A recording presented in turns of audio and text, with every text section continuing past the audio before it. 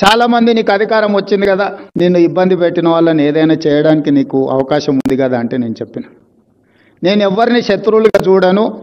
నేను శత్రువుగా చూడాలంటే కూడా వాళ్ళకి ఆ గొప్పతనం ఉండాలి, ఆ స్థాయి కూడా ఉండాలి. నేను ఒక సామాన్యమైన గ్రామీణ ప్రాంతం నుంచి, వ్యవసాయ కుటుంబం నుంచి సరిగ్గా 17 సంవత్సరాలు 2006లో జిల్లా పరిషత్ మెంబర్గా ఇండిపెండెంట్గా గెలిచిన, 2007లో ఎమ్మెల్సీగా ఇండిపెండెంట్గా గెలిచిన, 2009లో మొదటిసారి ఎమ్మెల్యేగా గెలిచిన, 2014 రెండోసారి ఎమ్మెల్యేగా గెలిచిన, 2019లో పార్లమెంట్ సభ్యుడు, దేశంలోనే పెద్ద పార్లమెంట్ నియోజకవర్గమైన మల్కాజ్గిరి పార్లమెంట్ సభ్యుడిగా గెలిచిన, 2023లో తెలంగాణ రాష్ట్రానికి ముఖ్యమంత్రిగా కాగలిగింది.